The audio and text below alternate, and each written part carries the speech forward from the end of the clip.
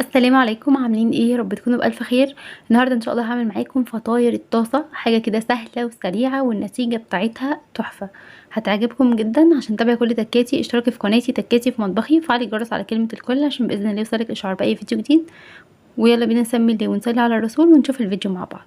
انا معايا هنا حوالي كوبايه ونص من الدقيق، حطيت عليها رشه ملح ومعلقه سكر كبيره وهعجن ميه عاديه خالص. بس هي دي العجينه بتاعتي. لو ملاحظين دي عجينه الفطير اللي هو الفطير الشرقي عادي جدا. دقيق وملح وسكر.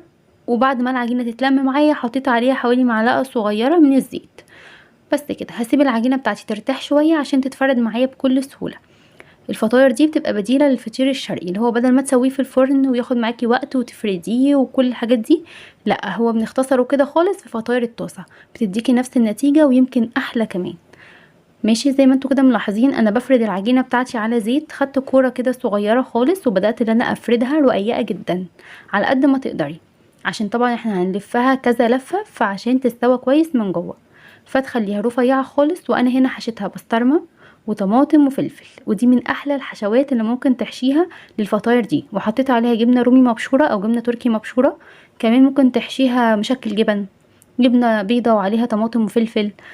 تحشيها سوسيس، صدق، ايه اللي يعجبك، اي حاجه. حتى ممكن تحشيها كمان حلو، يعني ممكن تحشيها سكر وزبيب وجوز هند او مكسرات، او تحشيها كاستر، او تعمليها ساده وبعد كده تحطي عليها لبن وسكر. بصي شكلي فيها زي ما انتي حابه. انا هنا عملتها بالحشوه اللي انتوا شفتوها دي وبقفلها بالطريقه دي، ولو في حته زياده ولا حاجه بشيلها بالسكينه او بايديا عادي جدا. تعالوا بقى نشوف طريقه التسويه بتاعتنا. انا ببدا احضر الفطاير كلها وبعد كده اسويها كلها مره واحده. في الطاسه بتاعتي هنا حطيت سمنه، تقدري تسويها في زيت عادي جدا بس انا بحب اسويها في سمنه. وبعد كده ببدا احط الفطاير بتاعتي وبقلبها بقى اول باول على نار هاديه خالص، وهقلبها على كل الجوانب كويس جدا زي ما هتشوفوا معايا دلوقتي عشان تستوي طبعا معايا كويس، والنار تبقى هاديه زي ما اتفقنا مع بعض. بتستوى وبتبقى تحفه وطعمها بيبقى خطير، حلوه جدا بجد، جربوها هتعجبكم قوي. كمان ممكن لو عايزين نخرج كده بره الصندوق او خارج عن المألوف في اللانش بوكس، تقدري ان انت برضو تديها لاولادك في اللانش بوكس، تبقى حلوه قوي، الاولاد بيحبوها جدا. وزي ما انتم ملاحظين كده ببدأ ان انا اقلبها على كل الجوانب لحد ما تاخد اللون كويس جدا وتستوى معايا وبتبقى تحفه، وتبقى كمان مورقه كده من جوه وحاجه كده بجد هتعجبكم جدا، جربوها.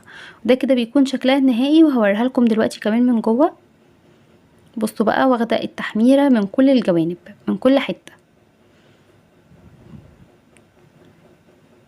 ده كده بيكون شكلها سريعه قوي، ما بتاخدش معاكي اي وقت، والعجينه بتاعتها بسيطه قوي وسهله، وفي نفس الوقت طعمها ونتيجتها بتبقى حلوه جدا.